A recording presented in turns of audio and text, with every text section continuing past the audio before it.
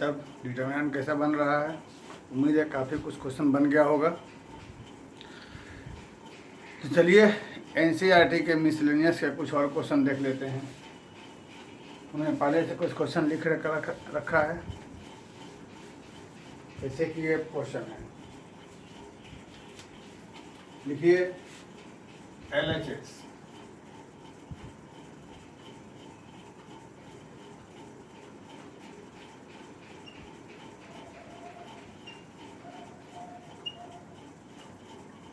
और जब हम सॉल्व करने चलते हैं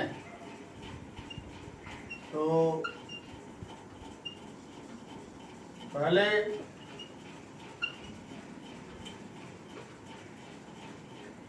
डिटरमिनेंट के अंदर के सभी एलिमेंट को देखिए। क्वेश्चन मिला लिया जाए, सही क्वेश्चन है। पहले रो में है A square BC AC plus C square, A square plus AB B square plus AC AB B square plus BC plus C square. तो सभी एलिमेंट को देखें और सोचे इसमें क्या कर सकते हैं। तो पहले रो में हमें कुछ नहीं नज़र आ रहा है होना, लेकिन पहले कॉलम में हम देख रहे हैं कि हमको कुछ कॉमन निकल सकता है। पहले कॉलम, तो फर्स्ट कॉलम से हम लोग ए कॉमन निकाल लेते हैं। तो यहाँ हो जाएगा ए, यहाँ हो जाएगा A प्लस B और यहाँ हो जाएगा B। ऐसे ही सेकंड कॉलम से भी कुछ कॉमन निकल जाएगा। तो यहाँ हो जाएगा हमें C, यहाँ बचेगा B और यहाँ बचेगा B प्लस C। थर्ड से भी निकलेगा, तो यहाँ बचेगा A प्लस C, यहाँ बचेगा A और यहाँ C। अब यहाँ फिर से एक बार ध्यान दीजिए, एक खास सवाल मिला। ये इन दोनों का सम, ये इन दोनों का सम, ये इन दोनों का सम। तो किसी भी एक लाइन से बाकी दोनों लाइन को जोड़कर माइनस कर दें तो हमें कुछ हो जाएगा। जैसे ये जो हमारा फर्स्ट रो है, फर्स्ट रो में हम माइनस करते हैं सेकेंड और थर्ड को जोड़कर। मीन्स ध्यान दें हम क्या लिख रहे हैं, R1 को चेंज करते हैं, R1 minus R2 plus R3। इसमें ऐसा काम करते हैं, ये माइनस इन दोनों का सम, तो ये माइनस इन दोनों का सम इस जगह हो जाएगा 0। ये माइनस वैसे ही इन दोनों का भी सम, तो बेटा C और C कट के हो जाएगा क्या चीज। सिमिलरली यह माइनस इन दोनों का सम, तो A से A कैंसिल होकर यहाँ भी क्या हो जाएगा। तो अच्छा निकल के आ गया। तो हम जब देखेंगे कि जो हमने यहाँ R1 में किया वो हम यहाँ भी कर सकते हैं, R3 minus R1 plus R2 and R2 minus R1 plus R3। बाकी सबको हम लोग ऐसे ही छोड़ देते हैं।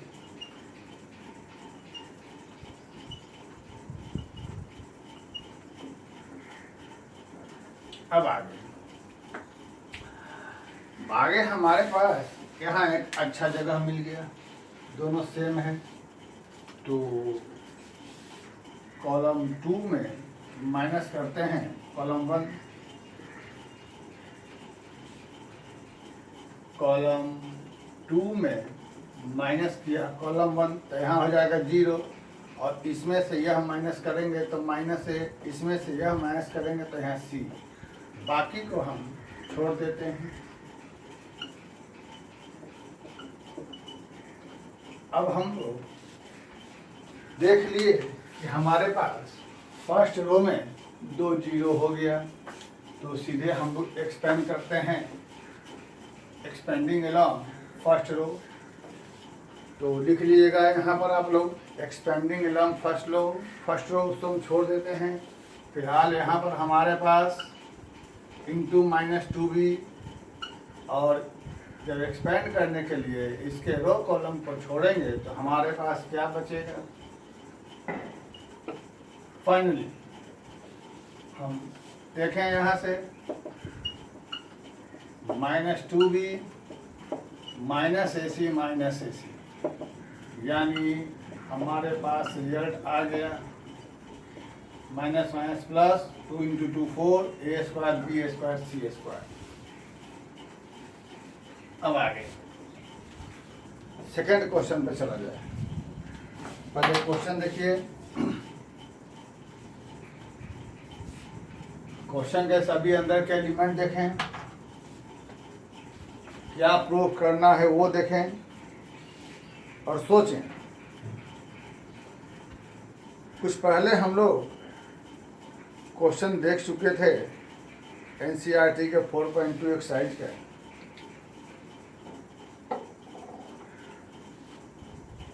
सोचे कि क्या उसका भी कुछ लिंक मिल सकता है, जैसे हम लोगों ने ये वाला सिस्टम देखा था।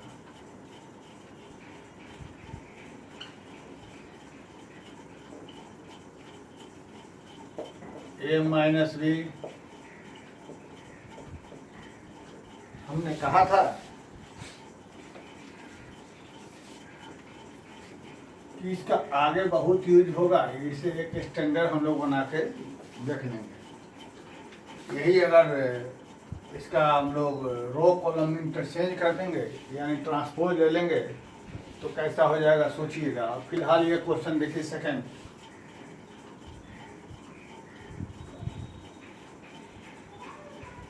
Alpha beta gamma, α² β² γ²।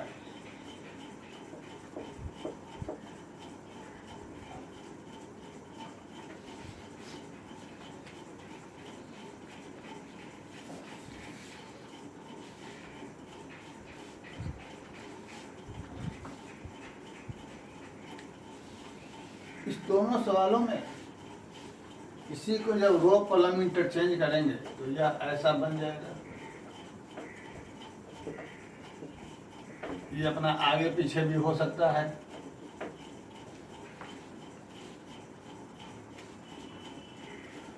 तो थर्ड और फर्स्ट कॉलम पर ध्यान दो। कॉलम 3 में ऐड कर दो कॉलम 1, देखो क्या बचेगा।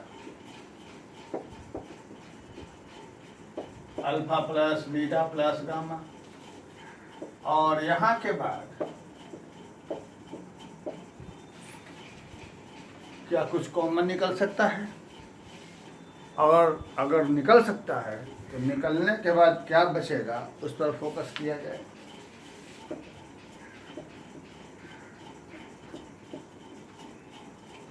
वन वन वन,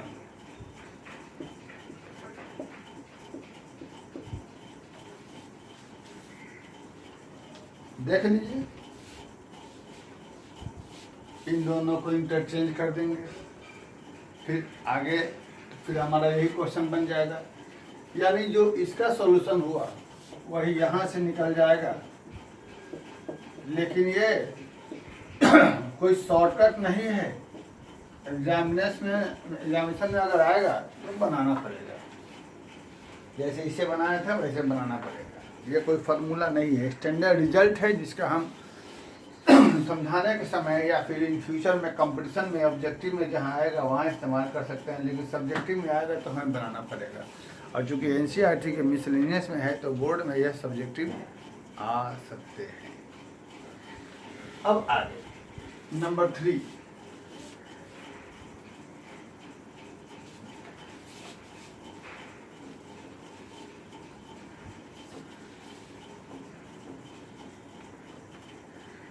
नंबर 3 पर आते हैं।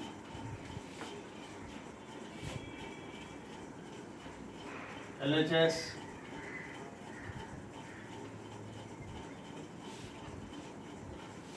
ये कुछ उर्पटांग दिया हुआ है कि माइनस ए प्लस बी को क्यों ना हम बी माइनस ए लिख दें।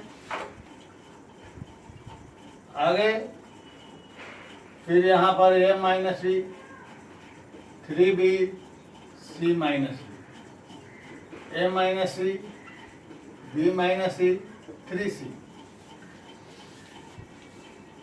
सोचिए, यहाँ भी देखते रहिए, सोचिए। ये देखो,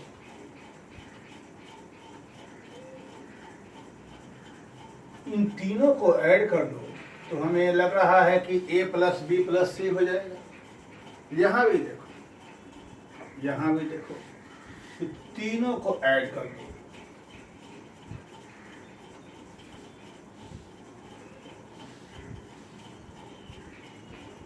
C1 में C2 C3 ऐड तो क्या बन जाएगा? यहाँ भी, यहाँ भी।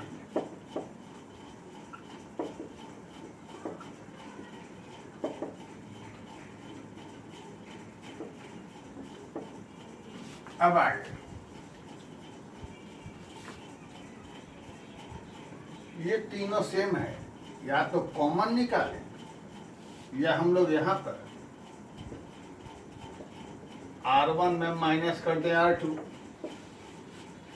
इसमें से यह माइनस करेंगे, घबरा के नहीं काम करेंगे। माइनस a प्लस 2b हो जाएगा मेरे ख्याल से। यस, माइनस 2b तो माइनस कॉमन दिया, इसमें से यह माइनस करेंगे तो मेरे ख्याल से c और c कैंसिल होके हो जाएगा हमारे पास b माइनस a। वही काम हम यहाँ करते हैं, R2 में से माइनस करते हैं R3, इस जगह 0। यहाँ क्या होगा सोचा जाए, 2b प्लस c, यह माइनस है। यहाँ क्या होगा सोचा जाए, minus b plus 2c। Howrah के बिल्कुल नहीं करेंगे तो क्या बचेगा, और बाकी को छोड़ दिया जाए।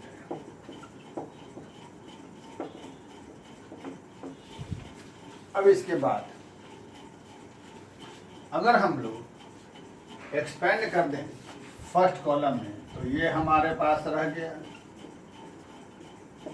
इसके अंदर में क्या हो जाएगा, यह इंटू यह इंटू माइनस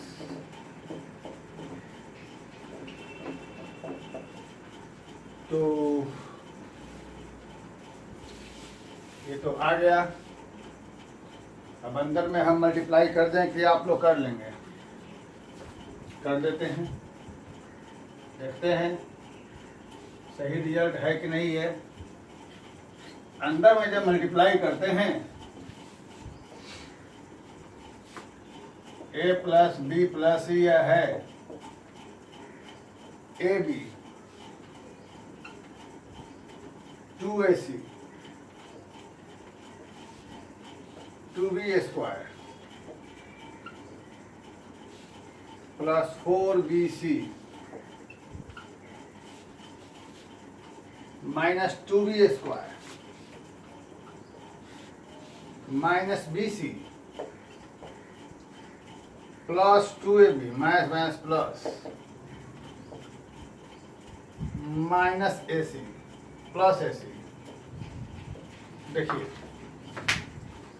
सबसे पहले इसे उड़ा दिया जाए और उसके बाद AB 2AB 2AC AC 4BC और एक BC कहीं रह गया 4BC।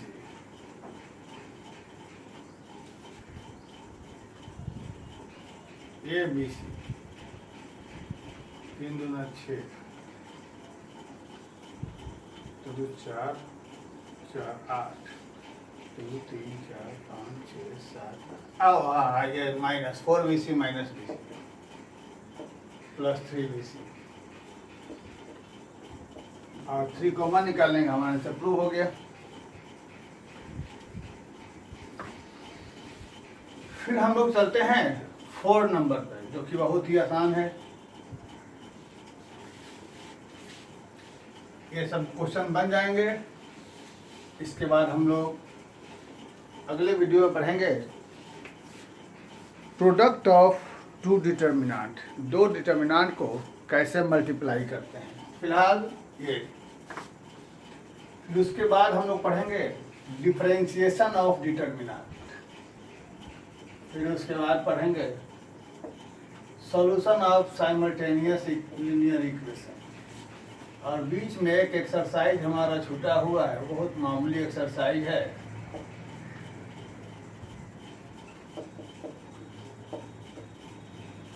बहुत ही हल्का एक्सरसाइज है, उसमें कोई प्रॉब्लम नहीं है।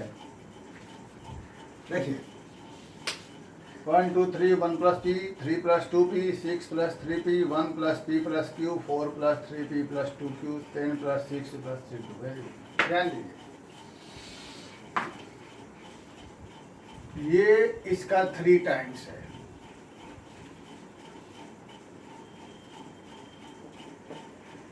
R3 - 3R1 फुल,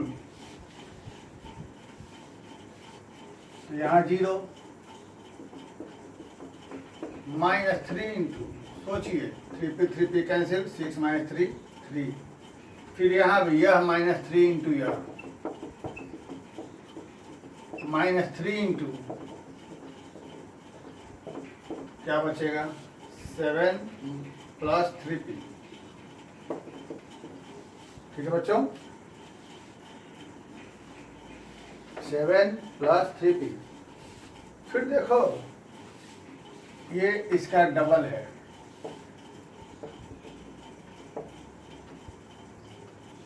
तो यहाँ हो जाएगा 0। ये इसका डबल, तो यहाँ बचेगा 1। ये इसका डबल रफ में जहाँ भी लगे 2 - 2p - 2q, तो हो जाएगा 2 + p। बाकी को छोड़ दिया जाए। हमें लगता है कि आप एक्सपेंड करेंगे तो आपको इसका आंसर आ जाना चाहिए। इसका आंसर मेरे ख्याल से 1 है। ये हुआ 1 इंटू में 1 प्लस, इसको लिख देंगे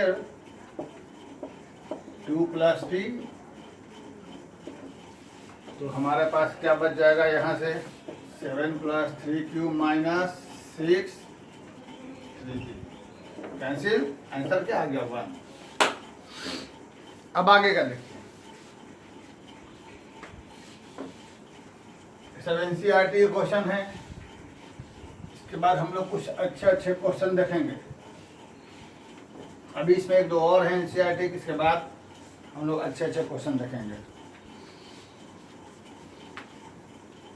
डिटर्मिनेंट में एक एक्सरसाइज 4.3 है, एरिया ऑफ ट्रायंगल वाला एनसीईआरटी का, और दूसरे किताबों में क्रेमर्स रूल होगा, solution of simultaneous linear equation. उसको छोड़ के बाकी यूजिंग प्रॉपर्टीज जितना भी क्वेश्चन जहाँ भी डिटरमिनेंट दिखाई दे बनाइएगा।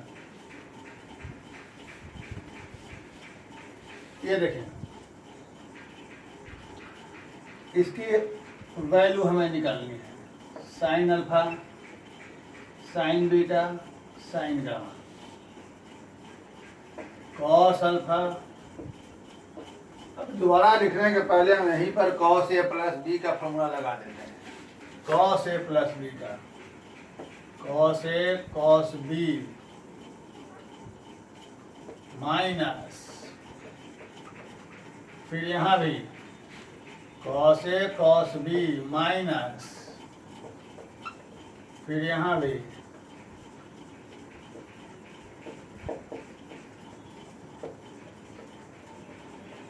साइन। अब हम इसको डिटर्मिनेंट की प्रॉपर्टी के बेस पर 2 पार्ट में तोड़ देते हैं। एक part sine alpha, sine beta, sine gamma, cos alpha cos beta cos gamma, ये रह गया हमारे पास। Cos alpha cos delta, cos beta cos delta, cos gamma cos delta, minus हो जाएगा बीच में, फिर से sine alpha sine beta sine gamma, cos alpha cos beta cos gamma,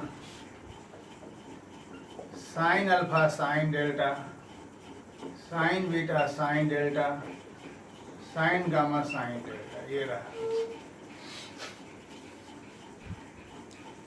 अब इसके बाद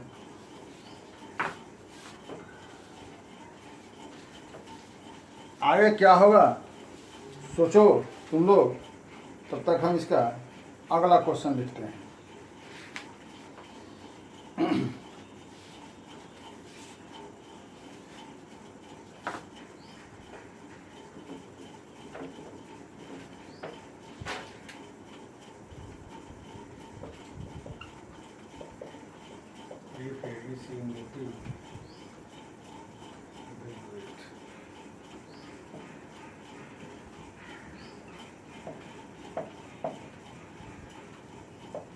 हाँ तो बच्चों सोच लिया।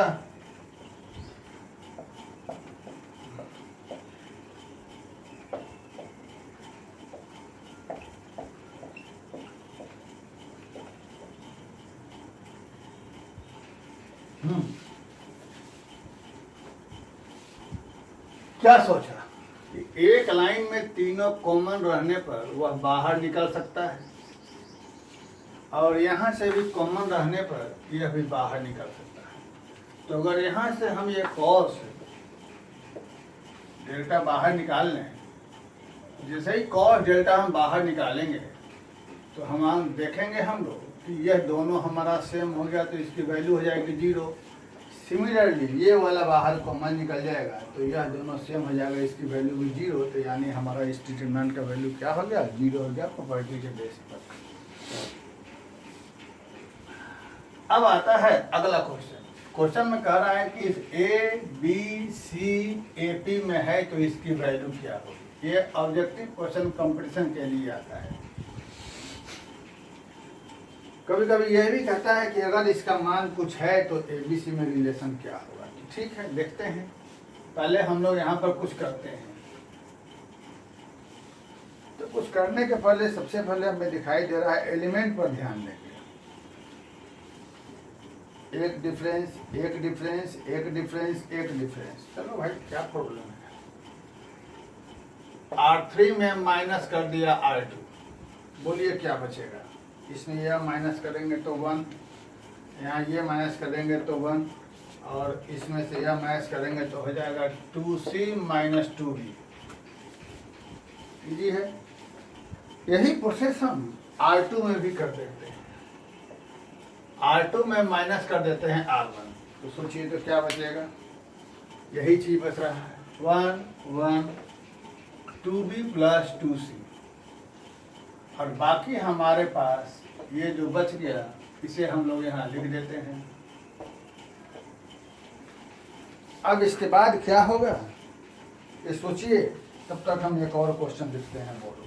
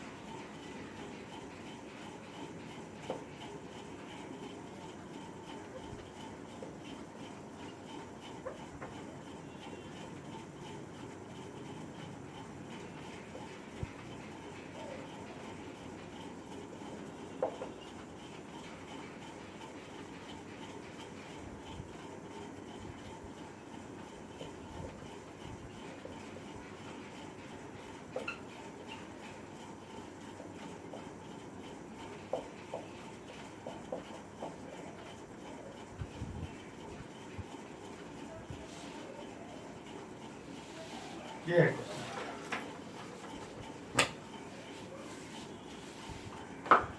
तो अब हम इसके बाद ये गिवन पर आते हैं। हमारे पास गिवन है A B C A P में, इस कारण हमें मालूम है सेकेंड माइनस फर्स्ट बराबर थर्ड माइनस सेकेंड। तो बेटा हम लोग इसे 2b माइनस 2 x प्लस 2 गलती लिखे थे। तो हम लोग इसे जब A B C A P में रहेगा तो हम जानते हैं कि b माइनस ए बराबर c माइनस बी, तो दोनों तरफ हम लोग 2 से मल्टीप्लाई भी कर सकते हैं रूल के आधार पे। अब देखो ये थोड़ा मिस्टेक लिखने में हो गया था। जब R2 में R1 माइनस करेंगे तो यह माइनस यह 2b माइनस 2 बचेगा। तो ऐसा होने के बाद जब हम देखते हैं एक हमारे पास प्रॉपर्टी है कि ये सेम है और A B C A P में होने के बाद यह दोनों भी सेम रह गया, तो यह दो रो सेम हो गए, तो इसका वैल्यू क्या हो जाएगा हमें 0। तो इस पर बन गया। यही क्वेश्चन हमारे पास देगा सेम क्वेश्चन कि जब इसका मान 0 है तो एबीसी में क्या रिलेशन होगा। तो भाई ऐसा है, जब इसका मान यहाँ पर हमारे पास 0 हो गया तो 0 कब होगा, जब इसकी वैल्यू 0 कब होगी, जब दो रो आइडेंटिकल हो जाएगा। तो पहला रो और सेकेंड और थर्ड रो सेम हो जाएगा, तब इसका मान 0 हो जाएगा। तो सेम होने के लिए इन दोनों को सेम होना पड़ेगा, और यह दोनों सेम होंगे, इसका मतलब कि एबीसी एपी में हो जाएगा। सेम क्वेश्चन ये रह गया। अब हम लोग चलते हैं इस क्वेश्चन पे। ये हमारे पास सिंबल मैट्रिक्स का है, इसलिए यहाँ पर लिख दिया है डिटर्मिनेंट। तो यह मैट्रिक्स है, तो इस मैट्रिक्स को हम लोग पहले तो लिखेंगे डिटर्मिनेंट या ऐसा लिखेंगे, ये दोनों चलेगा। तो मैट्रिक्स को डिटर्मिनेंट में हम लोग चेंज करेंगे। ये रह गया ऐसा,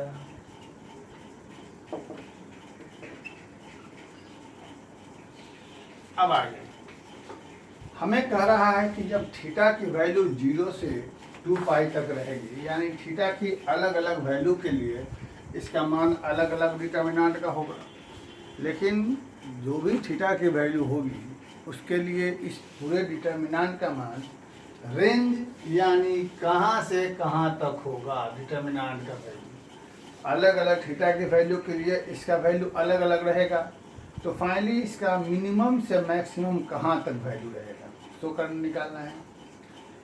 अब यहाँ पर हमें इसे सीधे एक्सपेंड करना है। तो एक्सपेंड करने में जब यूजिंग प्रॉपर्टी इवैल्यूएट की चर्चा नहीं हो, तो हमने पहले भी कहा था हमें एक लाइन में 2 जीरो लाने की ज़रूरत नहीं है, लेकिन अगर लाएं तो हमारे सॉल्यूशन में सॉल्व करने में फ़ायदा होगा, इसलिए हम लोग ज़रूरत पड़ने पर ला सकते हैं, उसकी ज़रूरत नहीं है। तो यहाँ पर यूजिंग प्रॉपर्टी इवैल्यूएट नहीं कर रहा है, हमें यहाँ पर सीधे इसका मान निकालना है। तो हमें एक लाइन में 2 जीरो लाने की हमें आवश्यकता नहीं है, लेकिन हम ला सकते हैं क्योंकि इससे हमें सॉल्व करने में फ़ायदा होगा। तो यहाँ हम देखते हैं कि हमारे पास 2 जीरो लाना यहाँ ईजी है। अगर हम R1 में R3 ऐड कर देते हैं तो 2 जीरो हमें ईजिली हो जाएगा। ऐसा करने पर यहाँ जीरो यहाँ हो गया 2, बाकी को हम ऐड कर देते हैं, लिख देते हैं ऐसे ही। अब हम इसे एक्सपेंड करते हैं, तो एक्सपेंड करने में यहाँ 2 रहेगा और अंदर में क्या बचेगा, सीधे लिखते हैं यह इंटू ये -1 यानी +1 हो गया। अब ये हमारा मिलकर डिटर्मिनेंट है, यानी यह। अब आगे हमें मालूम है कि थीटा की वैल्यू 0 से 2 पाई के बीच में रहने पर साइन स्क्वायर थीटा की वैल्यू कहाँ रहता है, 0 से लेकर 1 तक। तो भी ठीक है, साइन थीटा की वैल्यू रहेगी हमारा -1 से +1, लेकिन साइन स्क्वायर थीटा की वैल्यू कहाँ से कहाँ रहेगी, क्योंकि स्क्वायर कभी निगेटिव नहीं रहता है, 0 से 1 रहेगा, है ना। और यहाँ +1 है, तो दोनों तरफ जब एक ऐड कर देंगे तो साइन स्क्वायर थीटा +1, तो इधर भी 1 + 1 हो जाएगा 2, और यहाँ भी सब तरफ 1 जोड़ देंगे तो क्या बचेगा 1, और चूंकि यहाँ × 2 है तो सब तरफ 2 से गुना कर देंगे, तो हमारे पास यहाँ हो जाएगा 4 और यहाँ हो जाएगा 2। दिस इज योर क्या डिटर्मिनेंट। तो इस तरीके से हम लोगों ने देखा कि हमारा ए का डिटर्मिनेंट का वैल्यू कहाँ से कहाँ के बीच रह गया, 2 से 4 के बीच, यानी ये इसका रेंज कहलाया। तो इसका मिनिमम वैल्यू क्या कहलाया 2 और मैक्सिमम वैल्यू क्या कहलाया 4, ये इसका रेंज कहलाता है।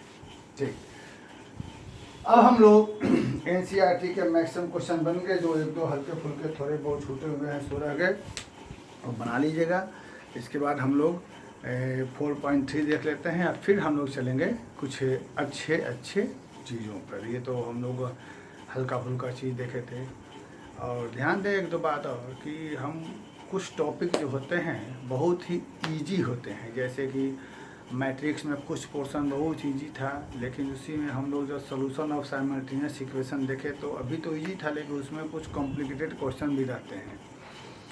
उससे डिटर्मिनेंट में कुछ इजी भी है, कुछ कॉम्प्लिकेटेड भी है।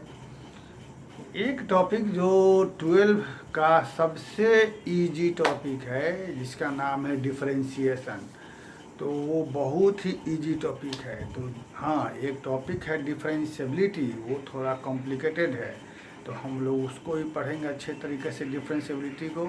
डिफरेंशिएबिलिटी मेरे ख्याल से 11th और 12 का सबसे डेंजरस, सबसे ख़तरनाक टॉपिक है। और जहाँ तक मेरा अपना नज़रिया है, 11th और 12 का सबसे आसान टॉपिक अगर कोई है तो वह डिफरेंशिएशन है। उससे आसान कोई टॉपिक ही नहीं है।